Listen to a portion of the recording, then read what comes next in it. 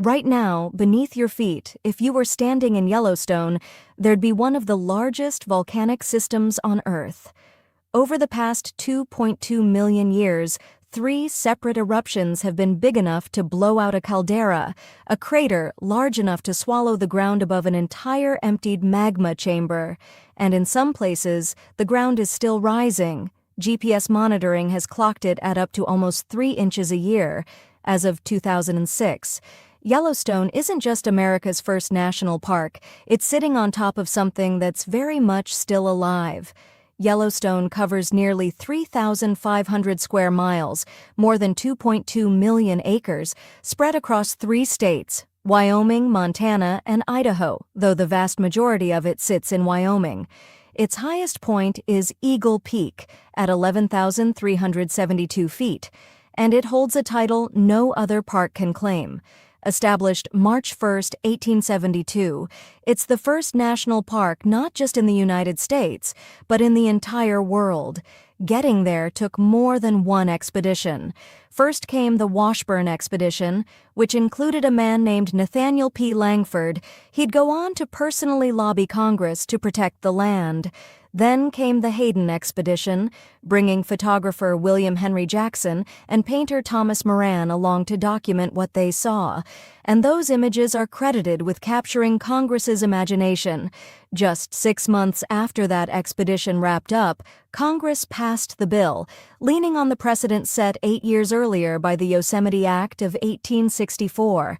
On March 1, 1872, President Ulysses S. Grant signed the Yellowstone National Park Protection Act into law.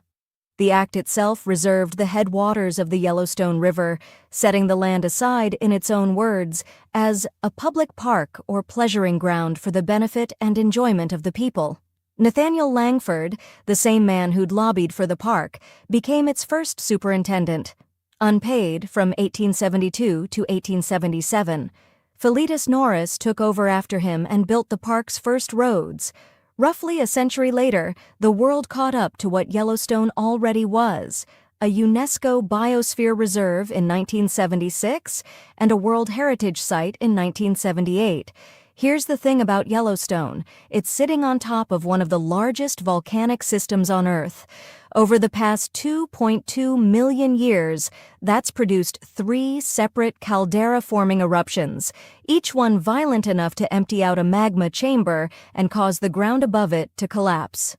Those 3 eruptions happened 2.1 million years ago, 1.3 million years ago, and 640,000 years ago. And by volume, they were roughly 2,500, 700, and 1,000 times larger than the 1980 eruption of Mount St. Helens.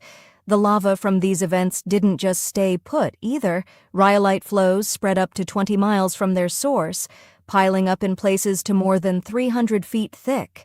That underground heat has to go somewhere, and in Yellowstone, it surfaces. Literally. The park holds more than 10,000 hydrothermal features total: geysers, hot springs, fumaroles, mud pots, and travertine terraces. And more than 500 of those are geysers. That's over half of every active geyser on the entire planet in one park. And the ground hasn't settled down. Yellowstone sees anywhere from several hundred to several thousand earthquakes a year, tracked continuously by University of Utah seismograph stations. The biggest recent one was a magnitude 4.8, back in March of 2014, near Norris Geyser Basin, the largest the park had felt since the early 80s. GPS monitoring that started in 2004 has clocked the ground actually rising, up to almost 3 inches a year as of 2006. That's not folklore. That's measured, ongoing proof that the volcano underneath this park is not done. If Yellowstone has one single symbol, it's Old Faithful, named by the Washburn expedition back in 1870, for the simple reason that, unlike most geysers, you could count on it. Each eruption throws water somewhere between 106 and 184 feet into the air, on average around 145 feet, for a burst lasting anywhere from 90 seconds to 5 minutes, expelling somewhere between 3,700 and 8,400 gallons of boiling water. Eruptions come roughly every 90 minutes, though that can swing anywhere from 50 minutes to over 2 hours. And here's the part most people don't know. Old Faithful isn't actually the biggest or the most regular geyser in the park. It's just the most frequent among the big ones, which, it turns out, is exactly why it became the icon in the first place. Not far away, you'll find Mammoth Hot Springs, where the same underground plumbing builds something completely different. Active travertine terraces, one of the park's most visually distinct hydrothermal features. Then there's Grand Prismatic Spring, over in Midway Geyser Basin, Yellowstone's largest hot spring, somewhere between 200 and 330 feet across and more than 121 feet deep. Its colors look almost unreal in photos, and here's why. Those rings of orange, yellow, and green aren't dye or mineral staining. They're colonies of heat-loving microorganisms living at different temperatures across the spring. Colorless and yellow ones cluster in the scorching center. Orange, brown, and green ones take over as the water cools toward the edges.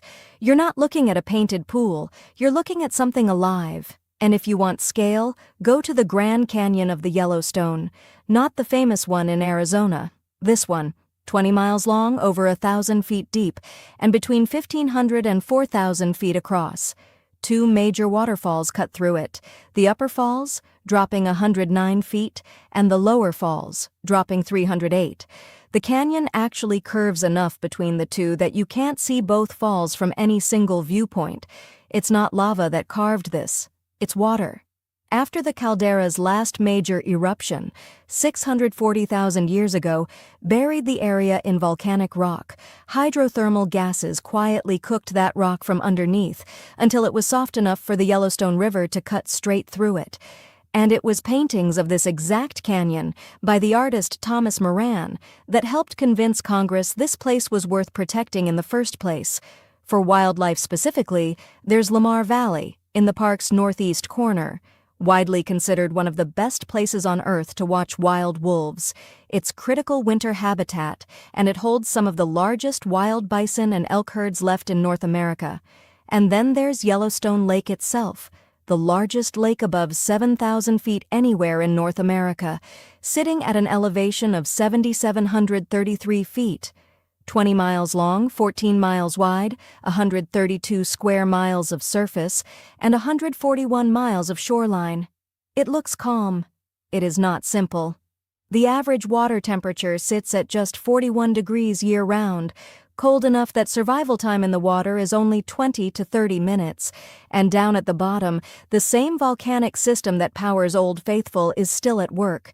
Researchers have found underwater geysers and hydrothermal vents, with the hottest one ever recorded at Mary Bay, clocking in at 252 degrees Fahrenheit.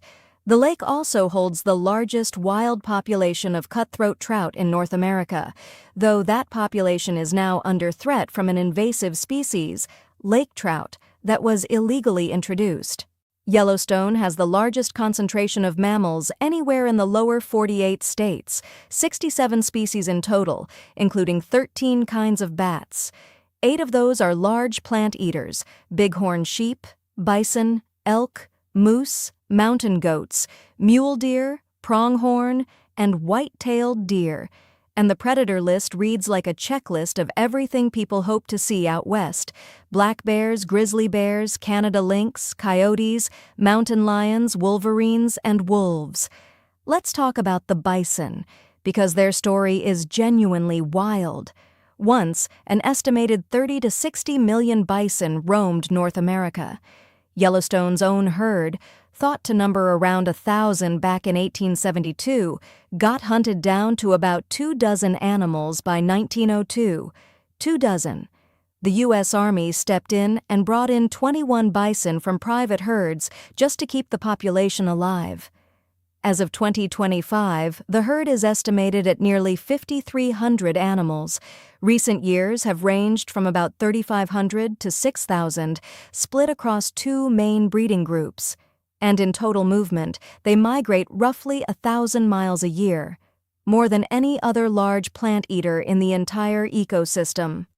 Yellowstone is the only place in the country where bison have lived continuously since prehistoric times.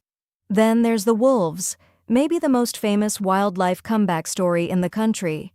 Between 1995 and 1997, 76 wolves were reintroduced to Yellowstone and central Idaho, pulled from 3 different source populations in Alberta, British Columbia, and northwest Montana. 41 of those went specifically into Yellowstone. The population grew fast at first, about 10% a year on average, though individual years swung anywhere from up 62% to down 43%, peaking around 174 wolves in as many as 16 packs by 2008. Then came a real decline, down to roughly 100 wolves in 10 packs by 2015, driven partly by 3 separate outbreaks of canine distemper virus. As of January 2025, at least 108 wolves live primarily within the park, and the greater Yellowstone ecosystem is home to an estimated 1,030 grizzly bears. Most of Yellowstone sits above 6,000 feet, and the weather up there does not care what the calendar says. Big swings, rain, or snow are possible in literally any month. Spring and fall bring daytime highs between 30 and 60 degrees, with overnight lows dropping into the teens or lower. Summer usually runs around 70 degrees, occasionally touching 80 at lower elevations, though nights at higher elevation can still dip below freezing. And winter swings from 0 to 20 degrees during the day, with sub-zero nights common. The record low here is 66 below zero. If you're visiting in spring or fall, don't be surprised by a foot of snow in 24 hours. Winter itself averages around 150 inches of snow park-wide, and double that at higher elevations. Here's the visitation picture. Yellowstone logged 4.5 million visits in 2023, up 37% from the year before, when a historic flood shut the park down for over a week in June. That made 2023 the second highest year on record, behind only 2021, which still holds the record at roughly 4.86 million visits. By 2025, the number had climbed to 4.76 million visits, adding up to almost 87 million hours spent in the park and over 1.2 million overnight stays. When you get there, you've got options. Yellowstone runs 11 visitor centers and information stations, so wherever you enter the park, there's somewhere to orient yourself. Albright, Canyon, Old Faithful, Fishing Bridge, Norris, and West Thumb among them. If you're camping, there are 12 campgrounds spread across the park, from Bridge Bay and Mammoth to Tower Fall and Madison. Getting in will run you $35 per vehicle for a 7-day pass, or $70 for an annual Yellowstone-specific pass if you're planning to come back. And that fee isn't just a toll. Yellowstone nets about $12.1 million a year on average from entrance fees alone, and that money goes straight back into the park. Accessibility upgrades, campgrounds, infrastructure, roads, native fish restoration, and invasive species mitigation, among other things. Here's one that surprises people. Parts of Yellowstone's ground are still visibly rising, up to almost 3 inches a year as of the mid-2000s. A direct, measurable sign of the magma chamber sitting underneath. It's not just a factoid. Stand in the right spot, and you're standing on evidence that this park is still being built. In the summer of 1988, Yellowstone burned. 51 separate fires, 42 of them started by lightning, 9 by people, eventually scorched almost 800,000 acres inside the park, more than a third of the entire place. It started small. The park's own fire policy let 18 lightning fires burn naturally, following historical precedent. But an unprecedented drought, almost 3 months without measurable rain, turned that into something no one could manage. By mid-July, the park had suspended natural burns entirely. By late July, it was full suppression everywhere. It took rain and snow in September to finally stop it.